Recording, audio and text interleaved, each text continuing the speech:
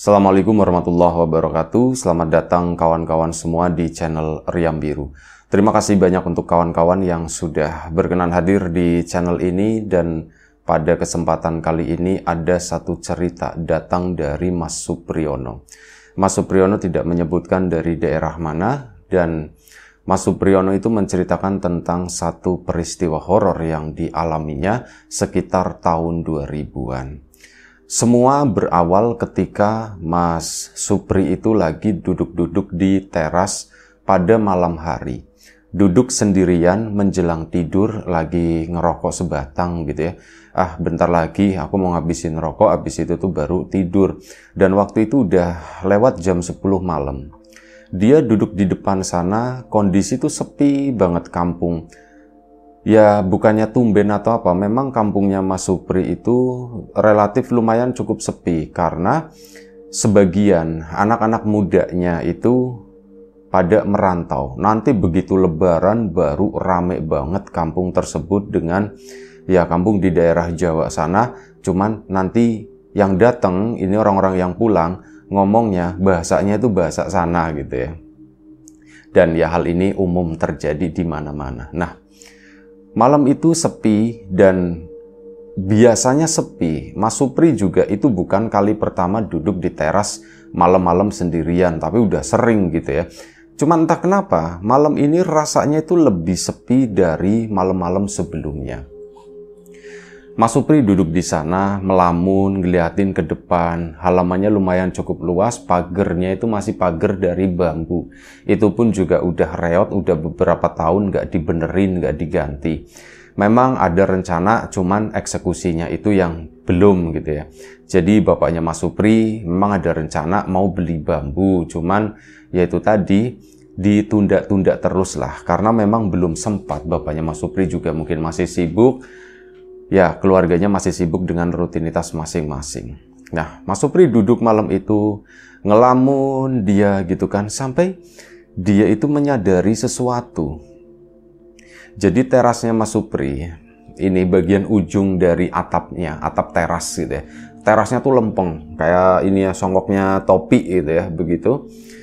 Nah, Mas Supri duduk di sana, lampu depan itu memang, mohon maaf ya, kabelnya ketarik kayaknya. Dia itu lagi melamun, terus di ujung teras tersebut dia itu kayak melihat ini apa ya, langsung ditengok sama dia. Begitu dilihatin ada kakinya anak kecil ngegantung begitu di teras, di ujung teras tersebut.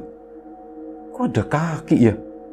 Baru setelah sekian detik Mas Supri baru nyadar, yaitu adalah hal yang nggak normal ya, nggak wajar. Ada kaki anak kecil, nggak tahu itu anak laki-laki atau anak perempuan. Tapi Mas Supri kayaknya sih itu anak perempuan, ya usia antara 7 tahun lah, kelas SD, kelas 1, kelas 2 begitu. Wih, kok kaki? Dia tuh baru nyadar, loh ini kan nggak normal gitu, seperti itu. Jangan-jangan kakinya setan lagi. Mas Supri pun langsung masuk itu kedebukan gitu ya, karena panik. Jadi buka pintu pun brak gitu, langsung ketutupnya pun kencang. Nah, ini bapaknya kan akhirnya kebangun. Kenapa, Pri? Ditanya begitu.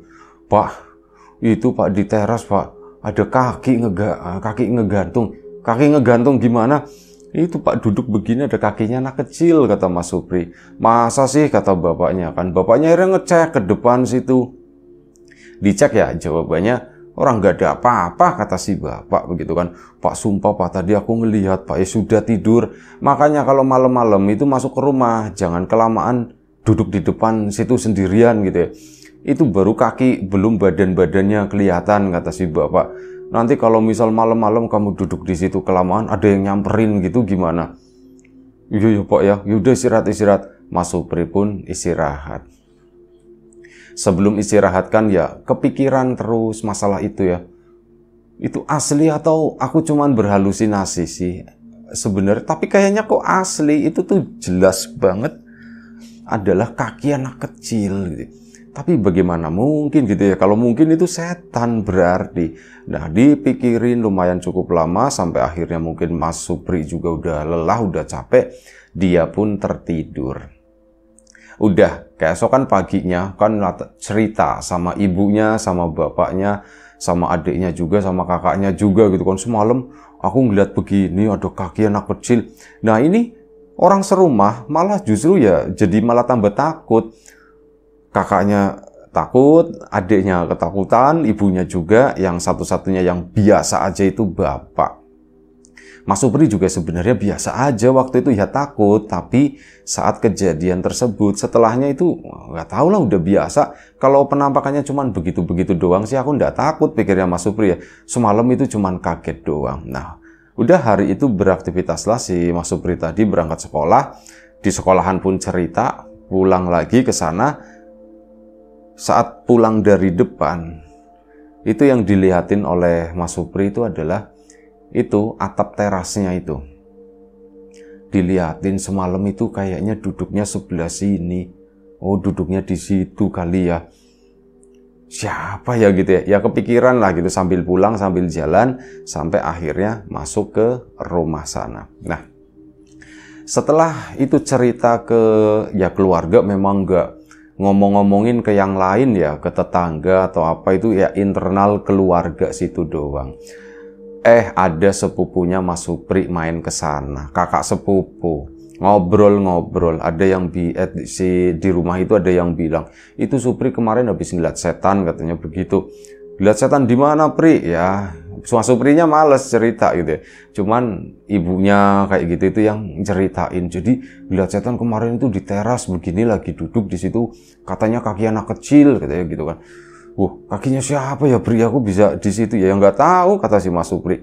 Udah selesai. Ternyata cerita tersebut itu nyebar. Nah, dari sana keluarganya Mas Supri pun akhirnya dapat update. Jadi memang keluarganya Mas Supri ya seperti pada umumnya keluarga-keluarga di kampung itu kan mereka mengenal satu sama lain gitu ya, guyub gitu ya. Yes, intinya secara hubungan sosial itu baiklah. Cuman keluarganya Mas Supri itu termasuk yang ya tetap menjaga itu tadi, menjaga silaturahmi. Cuman memang agak sedikit kurang update. Karena apa? Ya orang tuanya Mas Supri itu sibuk dengan pekerjaannya, Mas Supri juga sibuk dengan sekolahnya, main juga sama, udah kepecah ya, main sama teman-teman sekolah kayak gitu kan. Sesekali main sama anak-anak di kampung, teman-teman SD-nya. Jadi memang untuk acara ngobrol-ngobrol atau update dapat cerita dari apa yang terjadi di kampung tersebut itu memang nggak terlalu banyak, nggak terlalu cepat. Ternyata begitu cerita itu muncul ke sepupunya kan akhirnya nyebar ke kampung gitu kan. Nah ternyata itu ada balasan. Jadi yang mengalami hal tersebut itu bukan cuman Supri. Ada salah satu tetangganya itu namanya Pak Kardiman. Ini sebenarnya namanya bukan Pak Kardiman, tapi tidak apa-apa narator pakai nama tersebut karena keingat dengan salah satu gurunya narator itu namanya Pak Kardiman. Itu kalau ngajar enak banget, tidur boleh, dengerin juga boleh, bebas. Dan ya narator memilih untuk tidur saat pelajarannya Pak Kardiman.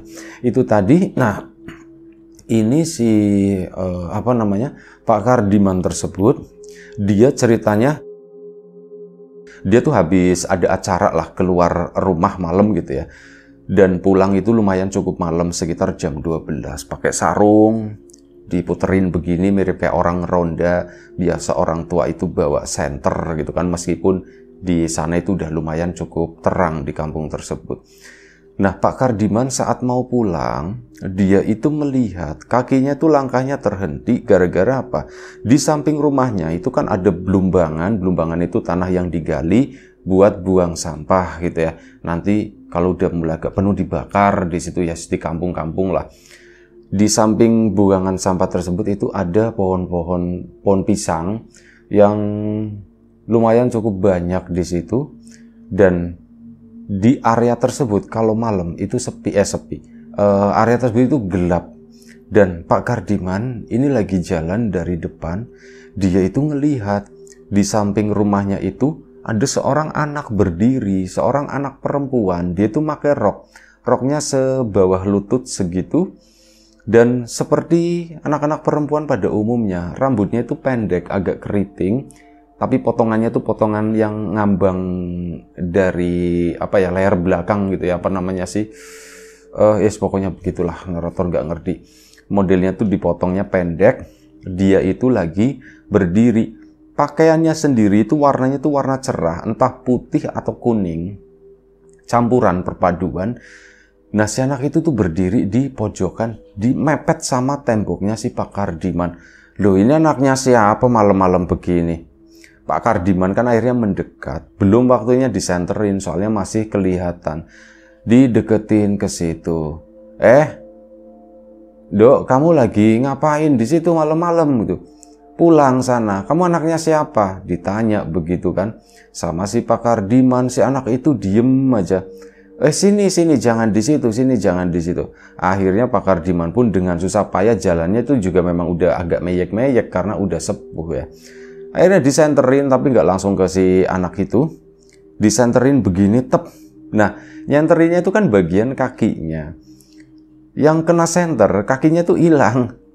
Loh kok kakinya ndak ada, kata si Pak Kardiman gitu. Akhirnya keatasin begini. Pokoknya yang kena senternya disenterin ya, bukan yang dilebar begitu. Kan bisa diputer-puter ya. Itu begitu. Keatasin yang kena lampu cahaya senter itu. Itu kayak bayangan begitu doang loh. Kok bisa begitu ya? Akhirnya senternya dimatiin sama Pak Kardiman. Dia pun makin deket. Kamu siapa? Pak Kardiman itu udah tahu gitu ya. Kamu siapa? Kenapa tiba-tiba kesini? Kata si Pak Kardiman. Si anak itu diem aja. Ya sudah, rumah kamu di mana? Ayo pulang. Mau dianterin pulang sama Pak Kardiman. Terus apa? Si anak tadi jalan. Ya jalan. Akhirnya ditemenin sama Pak Kardiman itu. Ke sana, dia pun berjalan menuju ke sisi sebelah kanan. Pokoknya arah kanan sana lumayan cukup jauh. Menuju ke sebuah sungai. Jalanlah Pak Kardiman di sana, ya nemenin si anak ini. Kenapa kamu main-main? Pak Kardiman udah tahu waktu itu ya. Jadi itu tuh bukan orang, bukan seorang anak biasa. Ini tuh anak yang kayak gitulah, anak bayang-bayang gitu. Kamu ya kayak gitu. Kenapa mainnya sampai sini? Ditanya begitu. Si anak itu nggak jawab, nggak bersuara lah pokoknya. Ya sudah, tak anterin aja jalan. Udah, begitu sampai rumah, pulang ya, ndak usah main jauh-jauh. Apalagi main sampai ke rumah saya situ. Kotor di saya, bukan kotor. Jangan main di situlah. Itu pun nggak jawab dan akhirnya diantar sama Pak Kardiman. Dan anehnya tuh begini, kata Pak Kardiman. Aku begitu sampai itu kan ilalang ya di sana ya. Di situ ada rumah ya, bukan rumah gede, bukan rumah biasa lah, rumah kecil. Itu ada sebuah rumah di sana. Udah, ini rumah jadi-jadian, kata Pak Kardiman. Ini nggak asli, ini orang ilalang kok tiba-tiba ini ada rumah ya. Si anak itu tuh masuk ke situ dan bilang, si Pak Kardiman udah pulang. Mainnya jangan jauh-jauh, kata si Pak Kardiman. Akhirnya Pak Kardiman pun pulang balik ke rumah. Nah, saat balik ke rumah, udah masuk ke dalam rumah gitu kan. Ini tiba-tiba kepalanya Pak Kardiman itu muter. Pusing gitu ya. Ya namanya orang tua, mungkin darah tingginya naik atau bagaimana gitu ya. Kayak atau penyakit apa sih namanya? Vertigo atau apa gitu ya, yang bikin kepala muter-muter. Itu kayak gitu, langsung muter-muter. Nah, istrinya Pak Kardiman kan bangun. Pak Kardiman bangunin soalnya. Kenapa Pak? Kenapa? Anak-anaknya pada ribut. Bapak muter-muter ini, Bapak muter-muter, kata si Pak Kardiman. Pak Kardiman memang nggak ada riwayat itu ya. Jadi sebelumnya itu nggak pernah. Akhirnya kan bingung, cuman diikat kepalanya, dikasih koyok, disuruh tiduran begini. Begitu melek, katanya muter lagi. Akhirnya cuman merem begini doang. Dan keesokan paginya ya dibawa ke dokter lah buat diobatin. Ya dapat obat. Setelah dapat obat, diminum agak mendingan. Nah, ini Pak Kardiman sakit itu kan geger tetangga. Pak Kardiman itu kepalanya muter-muter katanya gitu kan. Oh iya, semalam pulangnya malam kali. Ada tetangga yang melihat Pak Kardiman baru pulang. Nah, udah. Dan dari situ Pak Kardiman pun akhirnya cerita ke keluarganya kan. Semalam itu aku habis nganterin ini gitu ya. Habis nganterin seorang anak itu yang tinggalnya tuh di tepi sungai. Persis seperti tadi ya, kurang lebih sama seperti apa yang narator ceritakan sebelumnya. Nganterin ke sana, ketemu rumahnya kecil dan diajak ngomong diem aja, intinya begitu. Diceritakan, gegerlah di RT-nya itu tadi Pak Kardiman itu. Peristiwa itu sebelum dialami oleh siapa sih tadi namanya? Mas Supri gitu ya. Sebelum dialami oleh Mas Supri, jadi sekitar 1 minggu sebelumnya udah ada berita tersebut. Cuman berita itu nggak masuk ke keluarganya Mas Supri, ketinggalan karena beda RT ya. Dan saat Mas Supri mengaku melihat seperti itu, ya akhirnya kan ketemu cerita tersebut. Wah, ini jangan-jangan sosok yang sama nih yang di rumahnya Pak Kardiman, kata salah satu warga, dan warga pun berpendapat begitu. Wah, berarti Pak Kardimannya udah sembuh waktu itu. Akhirnya apa? Pak Kardiman itu datang ke situ, ke rumahnya Mas Supri. Datang ke sana, Pri, gitu kan. Mas Supri kenal sama Pak Kardiman. Pak Kardiman juga tahu lah sama bapaknya gitu ya. Pri, kamu katanya ngelihat itu ya, anak kecil ya. Iya Pak, aku itu ngelihat Pak, duduk tuh di situ Pak. Cuman aku cuma ngelihat kakinya doang. Wah, berarti main lagi gitu, kata Pak Kardiman. Kalau malam itu suka begitu, suka jalan-jalan sendiri atau bagaimana, kata Pak Kardiman. Itu saya tuh ngelihat di rumah saya. Nah, cerita itu kan akhirnya masuk ke rumah ke Mas Supri, meskipun sebelumnya udah dapat cerita dari tetangga ya. Ini begini diceritakan semuanya, ceritanya pun ketemu. Akhirnya apa? Efeknya ya warga itu jadi ketakutan. Bahkan anak-anak kecil, adiknya Mas Supri yang biasanya pulang sekolah itu kan pada main ya. Itu mereka tuh pada ketakutan siang. Bayangannya nanti kalau misal kita lagi main terus si anak perempuan itu lewat atau datang ke sini gimana? Ada ketakutan seperti itu. Dan ya otomatis apa? Siang biasanya anak tuh pada lari-lari. Itu tuh kayak sepi, anak-anak itu pada diem di rumah semuanya.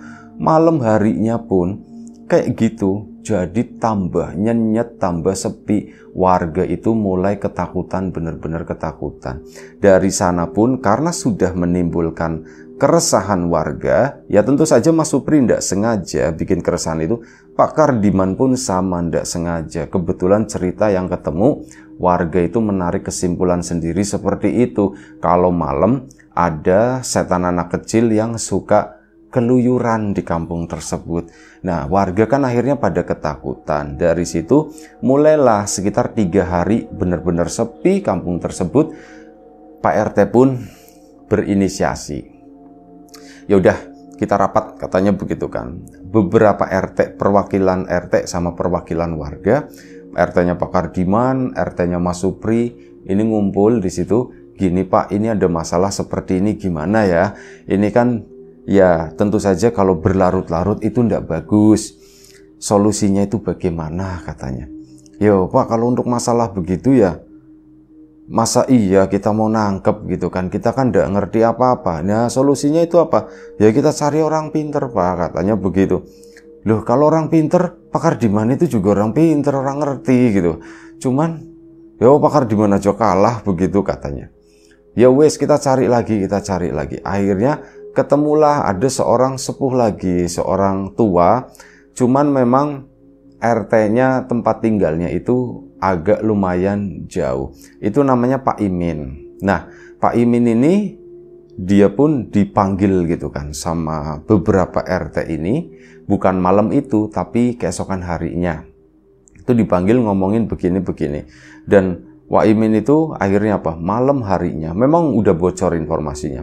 Nanti malam Wak Imin sama beberapa temannya itu mau melakukan ruatan atau pembersihan desa, begitulah semacam itu. Dan akhirnya sudah, malam itu pun dilakukan. Yang sebelumnya kampung itu sepi, kali ini tuh rame. Orang pada penasaran sebenarnya apa sih yang dilakukan, terutama di daerah sungai sana, di daerah kali. Jam 11 malam Wak Imin itu baru datang. Di situ udah rame gitu kan warga. Lah kata Wak Imin, ini gimana ceritanya? Kok rame-rame begini ya, setannya ndak mau muncul, kata Wak Imin. Wak, tapi kan mau lihat Wak. Ya cuman ya nggak begini gitu kan. Akhirnya apa? Wak Iminnya pulang. Pulang, bener-bener pulang. Lah Wak Iminnya ngambek gitu kan. Akhirnya apa? Warga kan balik lagi pada ketakutan. Pulang aja, pulang. Akhirnya mereka pun pulang. Giliran udah sepi, sebenarnya itu strateginya Wak Imin. Sama Pak Kardiman juga terlibat malam itu. Strategi supaya warga itu pada pulang. Kita nggak butuh rame-rame lah katanya. Dan akhirnya sudah. Mas Supri pun datang malam itu. Mas Supri mau pulang. Pri, kamu jangan pulang, Pri. Ini tuh begini. Oh gitu ya. Akhirnya pas Mas Supri pun ya tetap ngobrol sama bapak-bapak RT tersebut. Malam hari jam 12 lewat. Si Wak Imin itu datang lagi ke sana. Dan memang area ritualnya itu di dekat sungai di sana. Berdasarkan informasi dari Pak Kardiman, kalau di situ tempat tinggalnya. Dilakukanlah sebuah ritual-ritual begitu. Mas Supri sendiri awalnya itu tidak melihat apa-apa. Itu apa iya kayak gitu ya? Wak Imin cuman acting doang atau bagaimana, orang itu nggak kelihatan apa-apa, orang itu semak-semak gitu doang. Masa iya ada rumah? Mas Supri kan akhirnya ya ngobrol gitu kan sama si bapak-bapak, sampai set kaget dia. Begitu apa? Melihat di daerah yang semak-semak itu memang bener ada rumah kecil.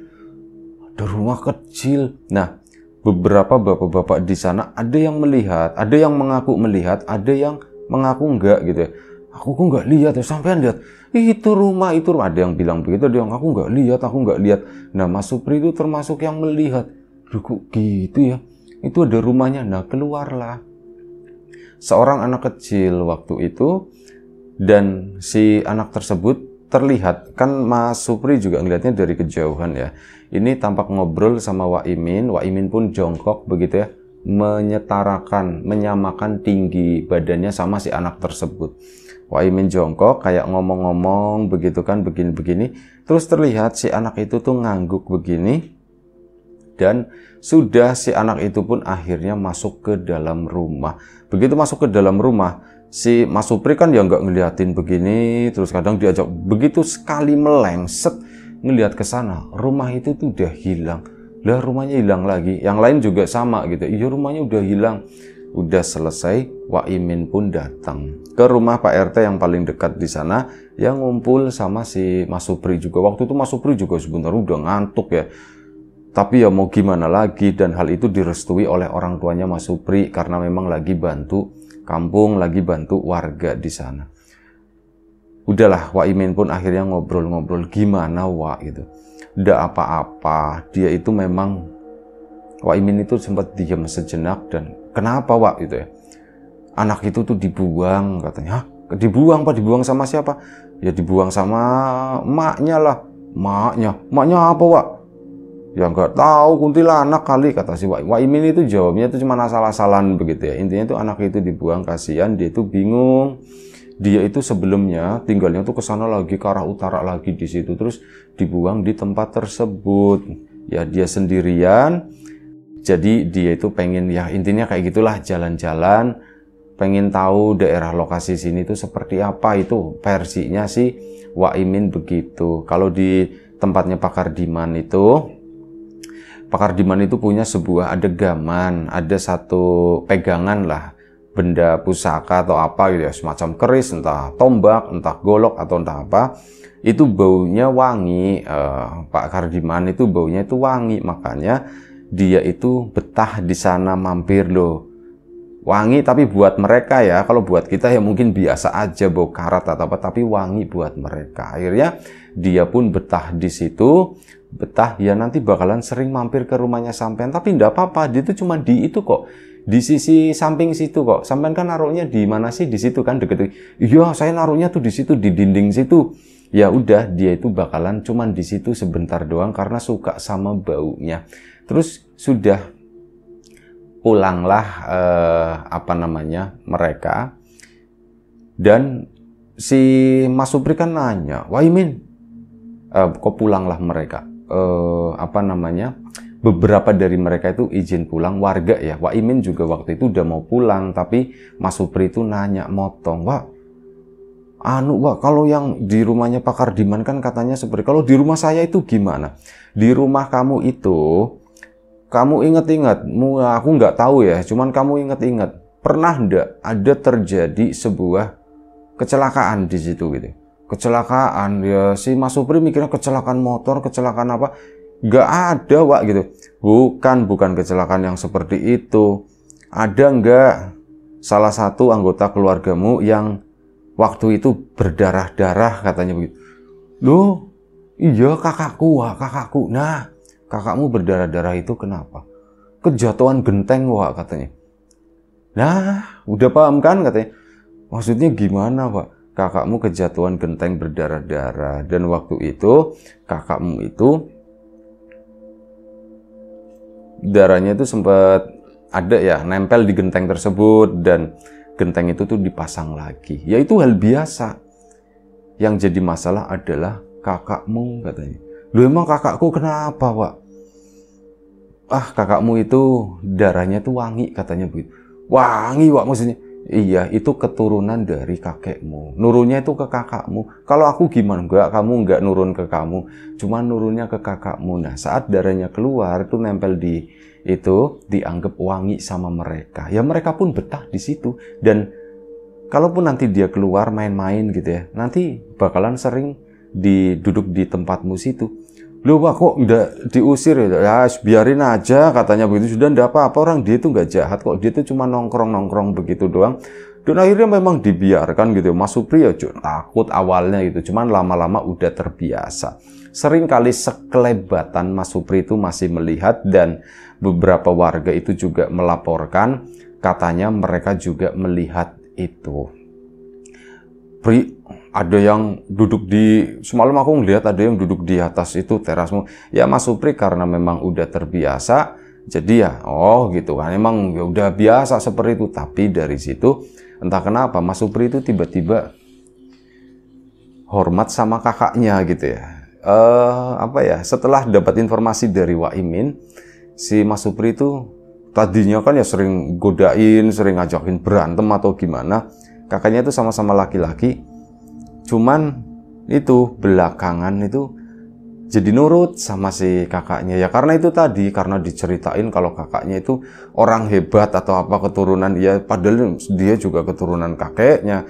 Cuman yang ini tuh spesial. Ada sesuatu yang berbeda mengalir di kakaknya Mas Supri. Ya sampai sekarang Mas Supri itu masih melihat kakaknya itu spesial gitu ya. Meskipun komunikasi ya tetap biasa aja. Cuman ya itu rasa hormat itu lebihlah dari sebelumnya. Itu aja satu cerita dari Mas Supri.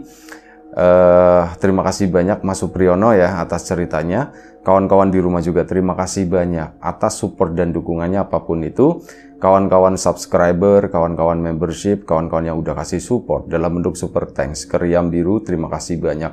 Kawan-kawan yang udah ngasih like, udah nge-share ke yang lainnya, kawan-kawan yang udah ninggalin komentar juga terima kasih banyak.